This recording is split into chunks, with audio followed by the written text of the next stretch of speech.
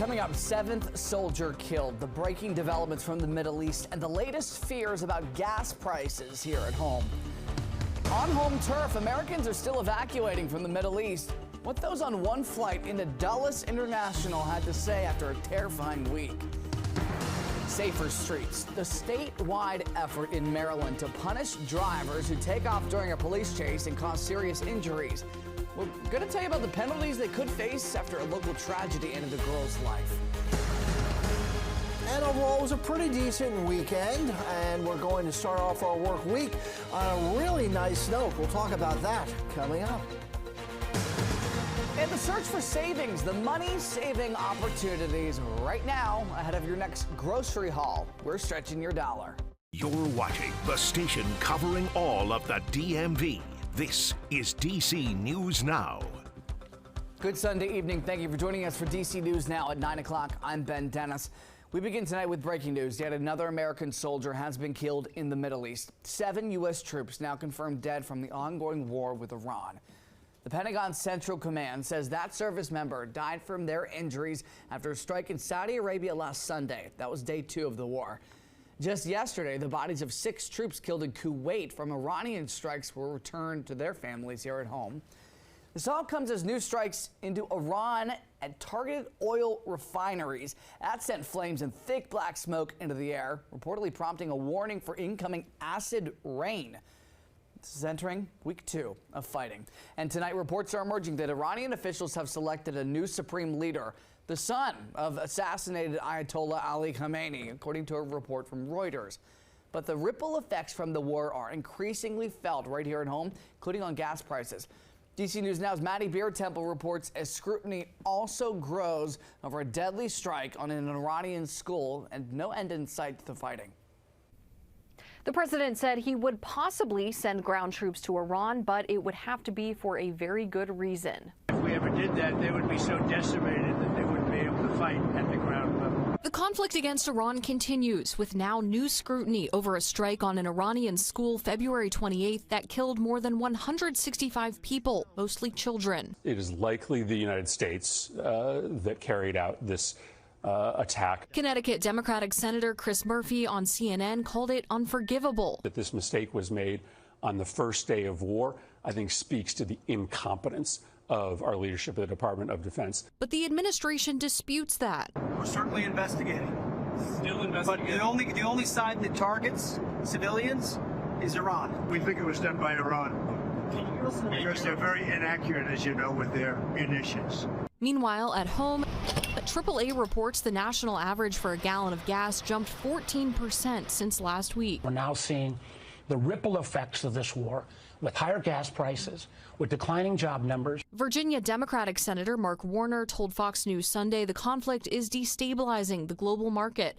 Energy Secretary Chris Wright pushed back, saying the world has enough oil. We believe this is a small price to pay to get to a world where energy prices are returned back to where they were. And I'm talking weeks, certainly not months. But Iran's Revolutionary Guard spokesman told State TV they're ready for at least 6 months of, quote, full-scale, high-intensity war. Meanwhile, lawmakers in Congress are preparing for the possibility the administration asks for more money to fund these operations. House Minority Leader Hakeem Jeffries said that Democrats, quote, would cross that bridge when we get to it. In Washington, I'm Maddie Beer-Temple. Thanks to Maddie. Dozens of Americans are back home tonight and safe after what some described as a terrifying week in the Middle East. They continue to land at the Dulles International Airport. Our Dave Laval caught up with those on a special evacuation flight earlier today.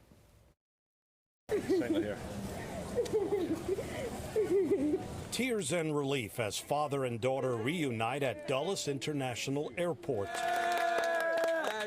88 Jewish students from around the DMV and U.S. arrived home from Israel Sunday morning on a chartered flight from Jordan. It feels amazing. So good. I'm so happy to be home. Thank God. Honestly, I'm just happy to be back. Peggy Adler of Springfield, Virginia, and the others should have arrived last weekend from their field trip.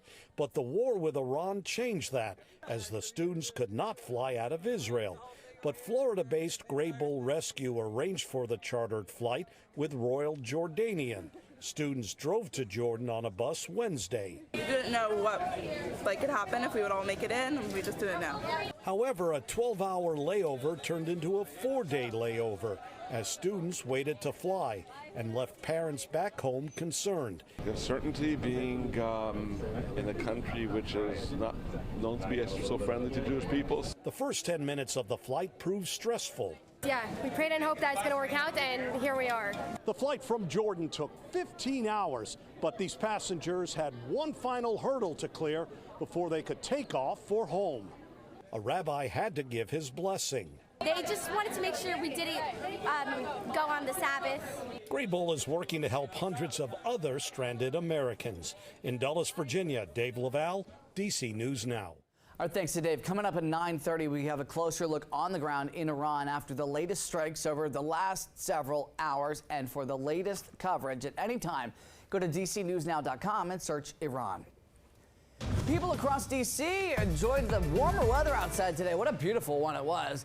Take a look at folks shopping at the Georgetown Flea Market, others on the National Mall getting some exercise in. Meteorologist Scott Sumner standing by. Scott, you get your steps in today before you walked in the front door? I always get my steps in there, buddy. Absolutely.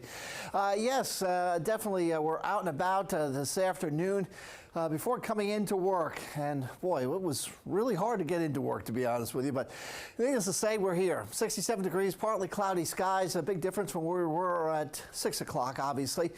At that point in time, we were overcast to mostly cloudy. Now you can see the break in that cloud coverage now right along the I-95 corridor to the north and west, clearer skies to the south and east. Still seeing those overcast skies, although over the next couple of hours, you'll be clearing your skies there too. Jacket? No, not needed for tomorrow. Hat and gloves? Nope. Umbrella? Nope. But sunglasses? Ching ching, yes indeed. Check them off as what you'll need for tomorrow. Now, as far as weather headlines here, early week warmth. We have a cold front arriving on Wednesday with some severe possible. We'll have to watch that closely. And then much cooler air behind that cold front. We'll talk all about it and show it to you, of course, through the 7-day forecast coming up in just a bit. Ben? All right, Scott, thank you. We have learned D.C. police are investigating a stabbing that happened overnight in Northwest in the Columbia Heights neighborhood. Officers responded to 14th Street and Perry Place around 7:30. That man was rushed to the hospital and is expected to be okay. No word of any arrests, but police say they were looking for a male wearing dark clothes and a black face mask in connection to this. Anybody with information is asked to contact police. We've also learned that a man was arrested on the roof of a D.C. school after a police chase in Northeast. Officers say they tried to pull a driver over near Central Avenue and Vista Street right there after spotting tags that did not match the vehicle. The driver, we're told, took off, and police say the man ran, ending up on the roof of a nearby school. They did not confirm which school. However, Friendship Public Charter School Woodbridge Elementary is on the same block. That man was taken into custody. One of your top stories, Maryland lawmakers are trying to prevent people from starting a police chase and causing serious injuries to innocent bystanders. New statewide legislation called Zoe's Law is named after a 3-year-old who was killed in a crash last year after a Prince George's County chase. DC News Now's Tosif Akile caught up with the leader spearheading the bill and about the potential penalties drivers could face.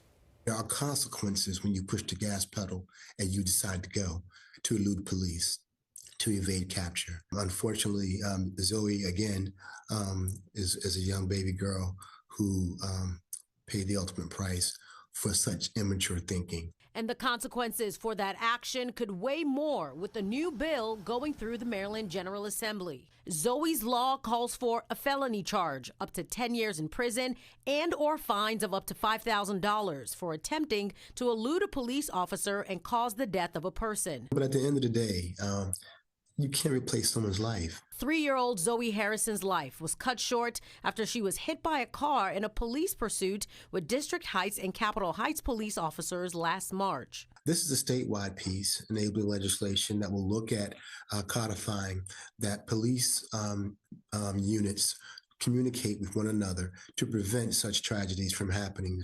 The toddler's mom spoke during a hearing on the bill last week in Annapolis. I think this bill is critical. I think it does not have a fiscal note in terms of the cost to the state of Maryland.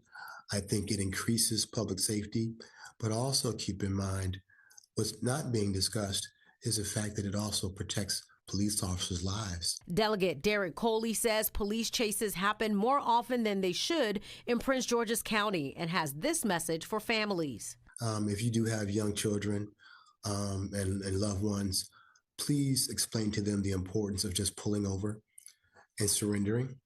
At the end of the day, it's better to just surrender and face the consequences of your actions than jeopardizing the lives of others. The next step is for the bill to come out of committee and move to the full House floor. There's a companion one on the Senate side in Annapolis. For DC News Now, I'm Tosin Fakile. Our thanks to Tosin. Local leaders in Prince George's County passed a similar bill last year, also called Zoe's Law.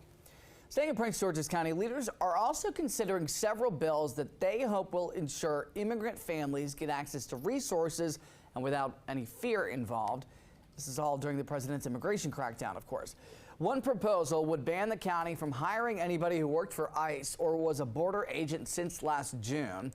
Another, limit immigration actions on county property without a signed warrant from a judge or during an emergency. There's also a bill for county officers to document federal agents working on immigration enforcement. It's a moral responsibility for the people that have training, that get a badge, to show up in uncomfortable situations. County council members are also urging schools, parks, libraries, and community colleges to restrict immigration enforcement on their properties and to partner with nonprofits to track county families who may be detained. March marks Women's History Month, and today is International Women's Day. In the district, there are several free events to celebrate it all, including a workshop about the importance of women's health. That's on display on March the 19th on North Capitol Street. On the 26th, the Trivia and Trailblazers Night. Sign me up. Get a team together.